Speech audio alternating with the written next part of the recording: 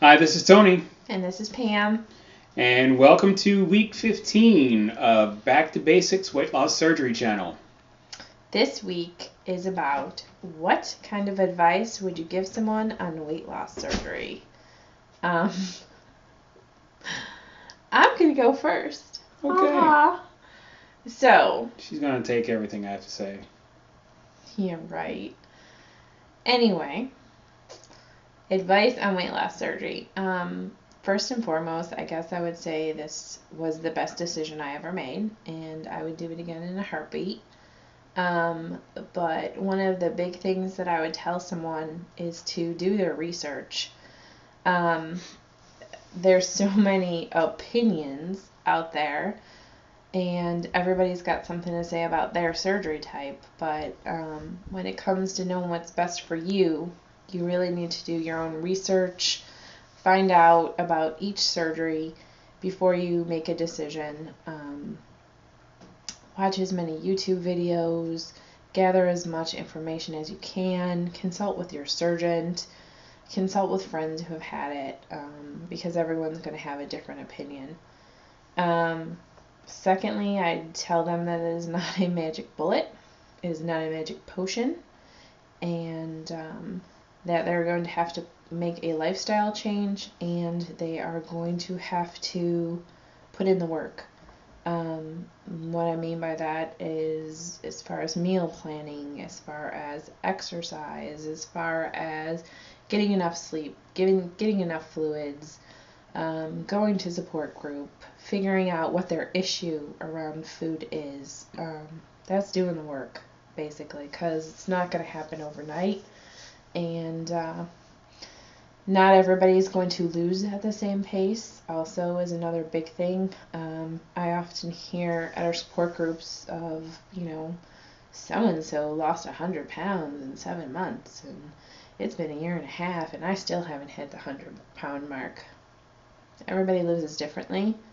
It's about how much effort you put into it. And it's also just, part of your body. Everybody's body is different, and everybody's gonna get different results. So, those are the chief things that I would really hit home for people. I've counseled quite a few people at our surgeon's office about people who are on the fence with having lap band surgery. I've always been completely honest with them that this is not a walk in the park. Lap band surgery is a tough road. We have to deal with PB issues, as you know. As do spouses and significant others. That being tight in the morning and not being able to eat. Those are things you need to take into consideration before you have lap band surgery. Roux-en-Y. Before you have Roux-en-Y, you need to really stop and consider whether you have the fortitude to take vitamins for the rest of your life, because you absolutely positively need to do that in order to stay healthy. So there's a lot that goes into making a decision for weight loss surgery. I would never tell someone not to do it, but I would tell them, you really have to be in that right frame of mind to do it. If you're not willing to do the work, you're not willing to figure out what your issue is with food. I know too many people who had this surgery and didn't work their tool for a very long time, and really didn't get it till about year 2, and then really start working their tool. So had they been in the right frame of mind before they did their surgery, it might have been a whole different ballgame for them. So that would be the advice I would give. How about you, Sweet Cheeks? Let's see, what would I say? I would also tell them that it was the best decision I ever made. I would do it all over again in a heartbeat. I was fortunate in that I didn't have any complications, And I was fortunate that I lost fairly consistently and fairly quickly. So, but I would also tell somebody that,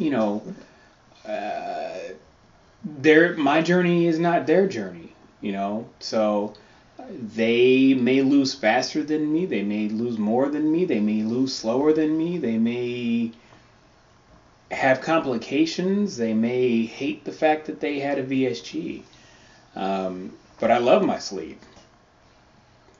Me and my sleeve are like peas and carrots. I don't know where that came from. Anyway. Either, because you don't like it. Yeah, nor do I like peas. Okay. Peanut butter and jelly. How about that? That's much more like it. Or ice cream and hot fudge. There you go. That ice cream and cookies. Let's really get to the real point of it. But I would like Pam said, I would tell someone that you have to do the work. And I would tell somebody, be sure that you are ready to make a commitment for the rest of your life. Like Pam, I deal with a lot of people in our support groups. We ran into a couple this weekend, a few people from our support group, and one of the first things that they said was, I thought it would just, do the work for me. Doesn't matter what you have. It's not going to do all the work for you. So be sure you know what you're getting into. Be sure that you're ready. You're really ready to make this commitment. You need to know the positives and the negatives. Right. You need to know the people who, lost 5 pounds a week consistently for 40 weeks and lost their 120 pounds, or does that add up? I don't know.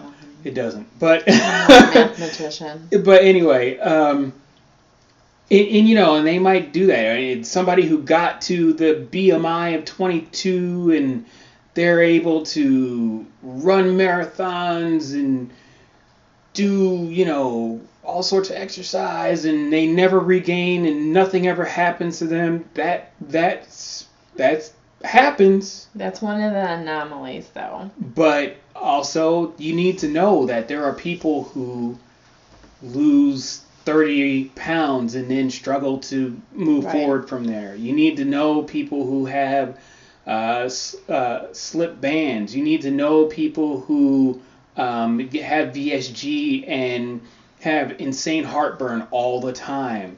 You need to know people who have had RNY and they dump. Or you need to know people who have had any surgery and they have strictures or blockages or disconnections, or you name it, or low, what's the low blood thing? Anyway. Anemia, yeah. And any of those things, or some people become hypoglycemic too. Right. All those things are realities for a lot of different people. So you need to know that that's a possibility, because you don't know how your body's going to react to this. Right. You may have never had any of those symptoms, and then all of a sudden you have weight loss surgery and all this stuff comes up. You may get depressed because you thought it was going to fix everything. So there are risks involved, and the risks are real.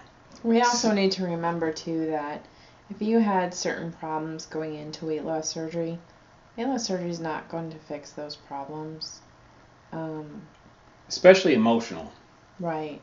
You need to really seek therapy to come to terms with those before you have your weight loss surgery, because the weight loss surgery is not going to fix everything that's wrong in your life. Nope. By no means. So that's something you have to be very careful with. And even if you don't have a terrible amount of problems in your life, you know, therapy might not be a bad idea for anyone going through weight loss surgery. I know everybody's afraid of therapy, but here's the deal. If you lose a bunch of weight, your life changes a lot. And sure, it can be for the better, but your life's going to change. And it's you've got to be able to deal with the people who were in your life before you lost all the weight. You need to deal with the new people in your life who want to all of a sudden be in your life, who always ignored you.